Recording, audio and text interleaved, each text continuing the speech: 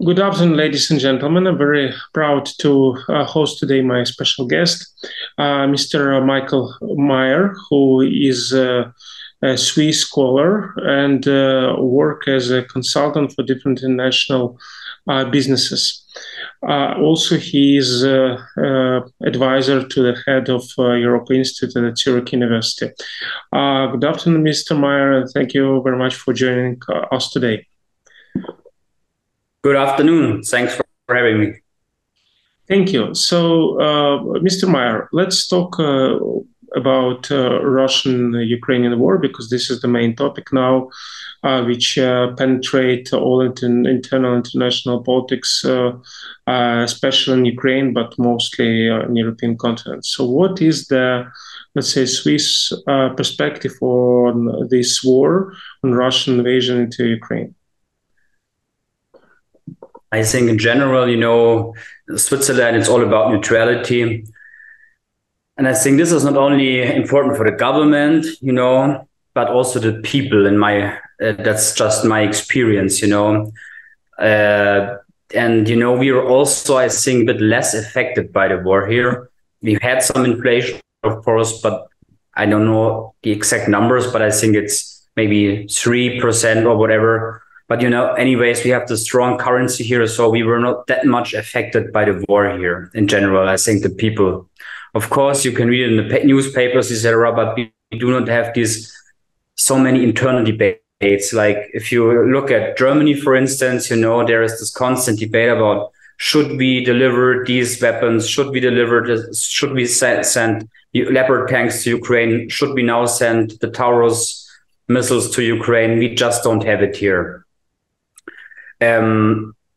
I think, so it's hard to define the Swiss perspective. In general, I think it didn't change that much. Switzerland, in my opinion, still tries to be as neutral as possible, let's say.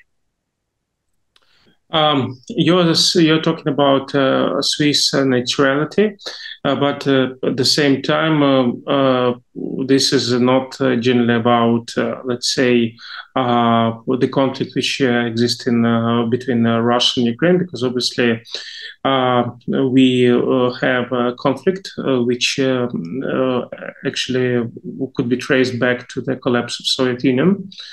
And this is, let's see, one side of the story. Another side of the story that we're now dealing with the general principle of international law. So does international law exist or not?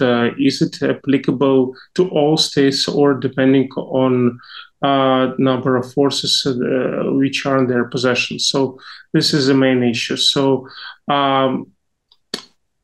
what actually is the Swiss response to this danger to international law orders? So it's not, we're not dealing with, let's say, sympathy towards Ukraine. We're dealing with sympathy to international law. I think for Switzerland, it's a very small country. And for such a small country, it's important that the other countries play by some rules or play by international law. Mm-hmm. So I think it's in the vital interest of Switzerland, to support the international law, etc., and to make sure that all the countries comply with this international law. So, but I think in general, in my opinion, international law, it's nice and it's nice to have, but it only makes sense if the countries play by the same rules. And I think with countries like Russia, we see that it makes no sense if they do not accept these rules. So, I also have an academic background, if you want, but I'm very skeptical when it comes to international law, etc., and humanitarian law. Yeah. So, and you see, obviously, I think sometimes here in our countries, we are quite a bit naive, if you want, So, because obviously, and this is not just, became not obvious just last year, with the full-scale invasion of Ukraine. With Vladimir Putin, I think we saw this 2014, that obviously Russia is not willing to follow the rules, the international to play by the international law rules, if you want. And we just didn't. But we just didn't. I think for us it was too hard to accept this reality because we are so used to it, to play by the same rules, etc. So I think for us it was hard. It was not hard to see what's going on and hard to recognize it. It was just hard to accept what's going on. Okay, so during the last several years, the world faced several challenges.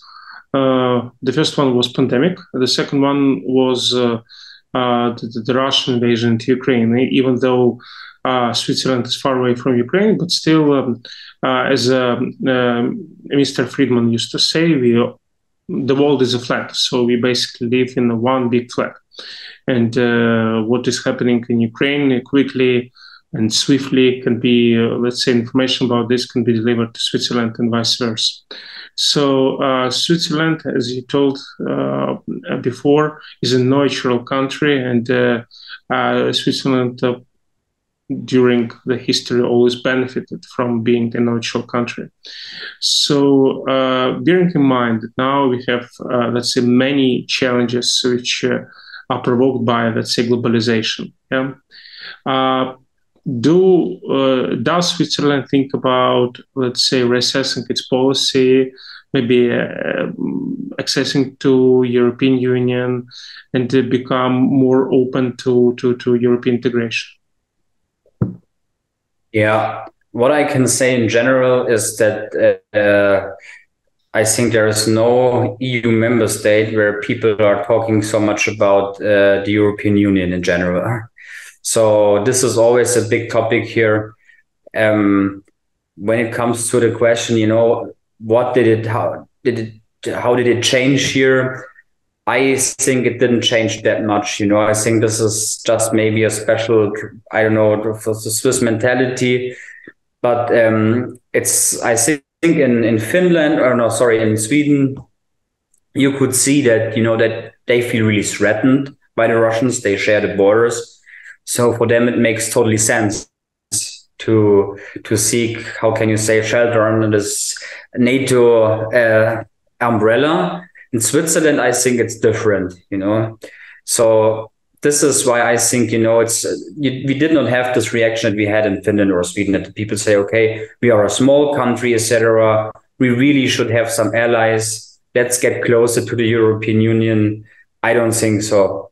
In my opinion, it's just almost the opposite. That they say the Swiss approach is to, let's say, you see, the world is bad around us, so let's focus on us. This is So I think it was not very helpful for the EU-Swiss relations. And I think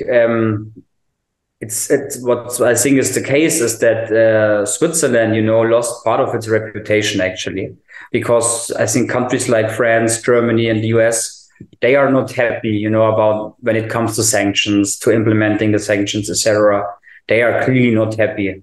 And even today, I read in the newspapers, that Bill Browder, who invented this Magnitsky Act, I think, he regularly gives some interviews here in Swiss, newspapers, etc. And there you can clearly see that they are not happy, with what's going on here in Switzerland. So I would say for sure that the Ukraine war and all these events around it, the result was not that Switzerland and the European Union now have closer relations. Mm-hmm. Mr. Meyer, now, and actually we have discussed this topic before, we have this cancel culture, which relates not only to the, let's say, relations between man and woman, it also relates to some political topics, and including Russian-Ukrainian war. And we had the chance to read an interview which was given by Mr. Sarkozy to Le Figaro, where he stipulated that basically Ukraine should agree to conduct another referendums, international referendums on occupied territories, and acknowledge results and actually close this question. So basically, Sarkozy is calling to to acceptance of Russian invasion, Russian annexation of Ukrainian territories. Obviously, Sarkozy has left an office 15 years ago, or not 15, 10 years ago, but still he is a French politician. And let's say maybe what we have on Sarkozy's tongue, we can assume are on some, let's say, on some European officials' mind. So do you see here a kind of threat that really, let's say, many European or Western politicians can think like Sarkozy? Because if you think so, then you would try to seek solution how to implement your, let's say, plan. Yeah, this is a very interesting aspect that you mentioned here, in my opinion. And I think in general, of course, we have these politicians also in Germany, and not only like the alternative for Germany, like the Front National in Germany, if you want. So there it's obvious or to be expected, because they also have super close relations with Russian politicians, even get financed by Russian institutions. So there it is to be expected. But there is, for instance, this the governor of Sachsen-Anhalt, in Germany, and they are close. They sometimes it feels like they still have the Soviet mentality, in this part of Germany. And you could also hear these voices in Germany. And I think in general, this is also my biggest concern in this whole conflict. It's not about that the Russian army will attack us here in Germany. I don't expect this. But what I think is really a threat to us here is, imagine what would the situation look like, if Putin would be successful in Ukraine. Of course, I know Sarkozy, he and some German politicians, they just say, okay, let's give Crimea or some parts to Russia, and then we will stop the conflict. Okay, it's obvious that they know that their voters like it, because they are not willing to pay anymore for Ukraine. They have high inflation, etc. So yeah, first, what I want to mention in this context is, as far as I know, this solution makes absolutely no sense, because as long as the Russians, occupy Crimea, they can attack the whole Black Sea coast, which would be a disaster for Ukraine and for Ukrainian economy, as far as I know.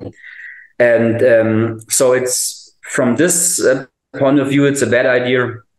And then, as I said before, my biggest concern in this conflict is, imagine if Russia would be successful in this conflict, and this is where I think these politicians, this politics, would bring us to this point, then I think I can imagine that in this case, Putin and the people in the Kremlin, they would gain such a momentum, and then they would feel overconfidence, and then they could talk to our people, because if you listen to Putin's speeches, etc., he also always addresses the voters in the US and the voters in Germany and the voters in France, and if they would be successful, maybe with the whole full-scale invasion, or maybe just with, having a Donetsk and Luhansk region, etc., and occupying Crimea, then they could talk to our people here and tell our people here,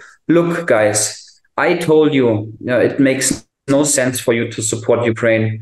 You invested billions, you sent billions of US dollars and euros and whatever to Ukraine. You had inflation, you had no gas, etc. You see, your politicians, they are liars, they lied to you, and you see, we are successful. And you also remember that I told you guys that I won't stop in Ukraine, and that we want to see no NATO anymore in countries like Romania or Bulgaria, And in this scenario, so you mentioned Sarkozy before, when politicians like Sarkozy, create this debate in our countries. Huh? And then imagine Putin telling our people here, remember what I told you guys, then it's super easy. Then Putin, he could really threaten us here and without sending a single missile. But our people then, this is my concern, that they would go to the streets, massively and ask our government to, better let's give, I don't know, Romania back to Russia or whatever, or Poland back to Russia, but we don't want this anymore. And this is why I think it's super dangerous, what Sarkozy, etc., is talking about. From the last year, we in Ukraine collect different promises given by different European states, that European states are going to rebuild Ukraine after the war. Ukrainian audience hear about massive investments which are going to enter Ukraine once the war is over.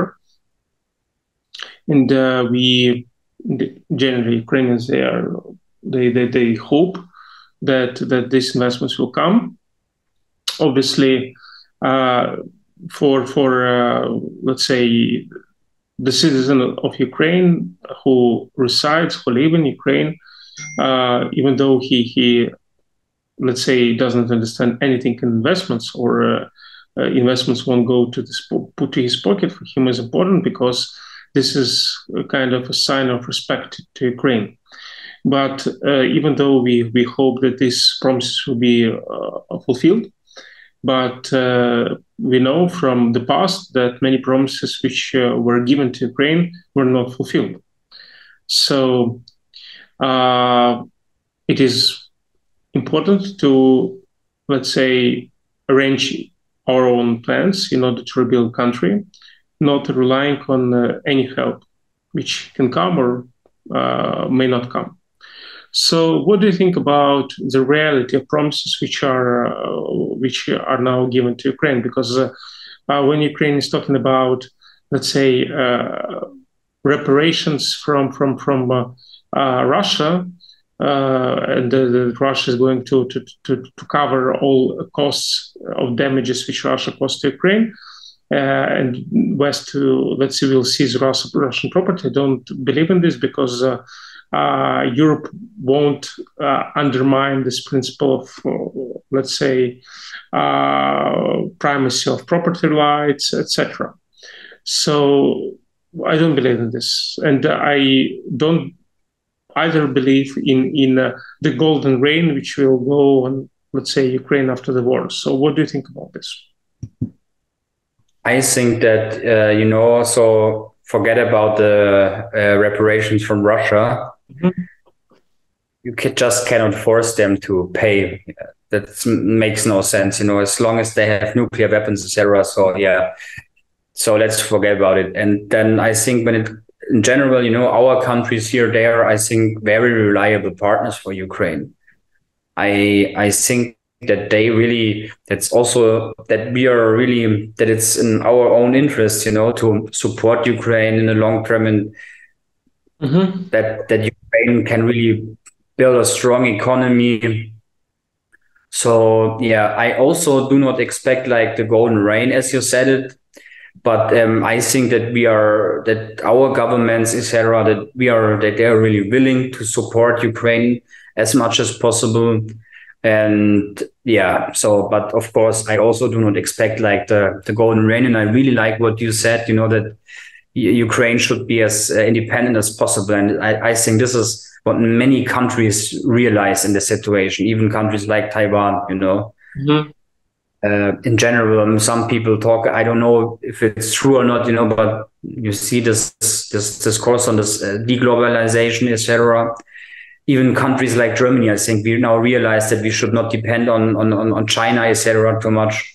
So I think this is just like a general learning. Unfortunately, now in Ukraine, we see this under very sad circumstances. But maybe this is really a big advantage for Ukraine in the long term, that you are suffering, unfortunately, now badly. But if you learn this message, I think this can be a super big asset for Ukraine in the long term. And finally, I would like to ask you the following question. So, when we're talking about, let's say, not promises, but when we are talking about interests of the Western country to invest in Ukraine, obviously, Ukraine is a huge country with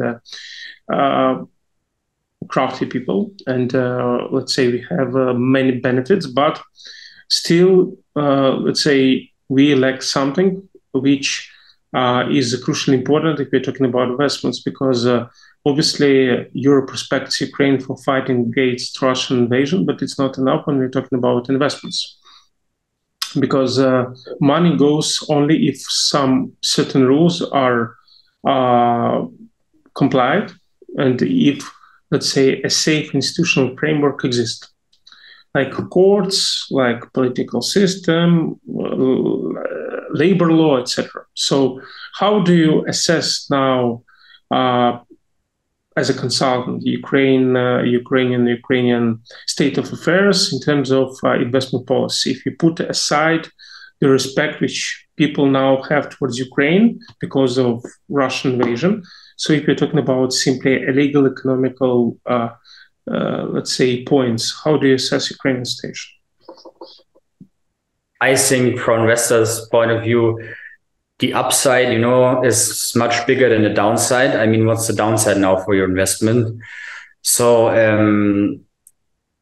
that's, yeah. And then I think, that you mentioned these issues when it comes to this rule of law and corruption, etc.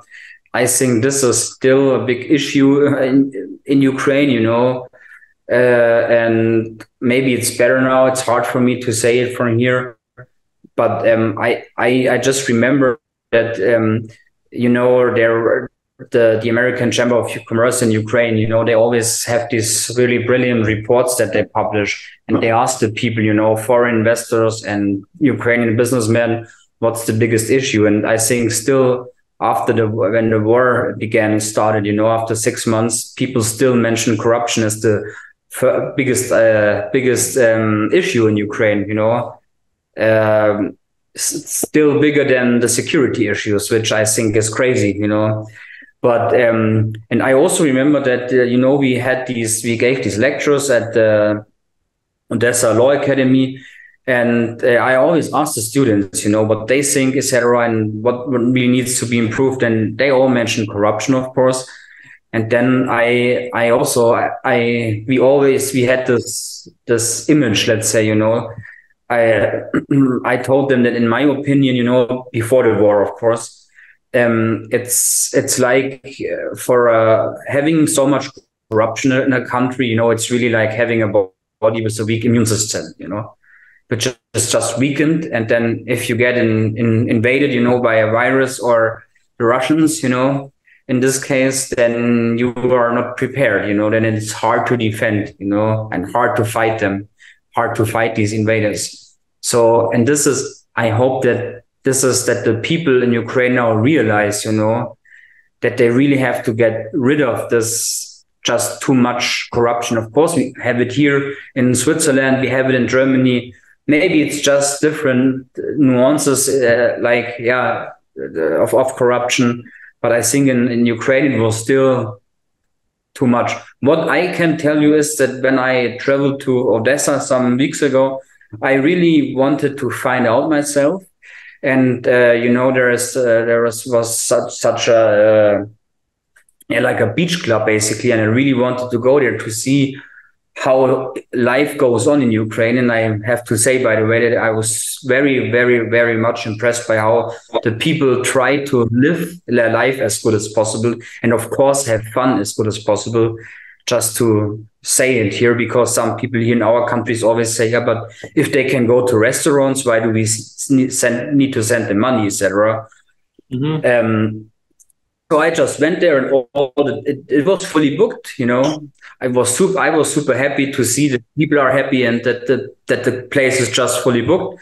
And then I tried to ask to people, And I remember that before the war, some people told me, yeah, you can just ask a beach boy and give him 100 hryvnia, and then you will get a deck chair. And I tried it 3 times, and all three guys told me no. So you cannot like buy it here, you cannot like corrupt me. So, and I really wanted to see, and maybe it was just a coincidence, and they really didn't like me to ask this question. So maybe there is already some change in mentality. But the young people always told me that this is really that they think the situation will only improve with the change of the generation. But I always was very optimistic for Ukraine. And I'm still very optimistic for Ukraine. You mentioned all the skills that the people have there. So yeah, I think corruption is a big issue, but I'm really optimistic that this situation will also get better in the long term. Mr. Meyer, I appreciate an opportunity to take an interview from you, so thank you very much. Mr. Michael Meyer was today at our TV show, so thank you very much. And thank you all for watching us. Thank you.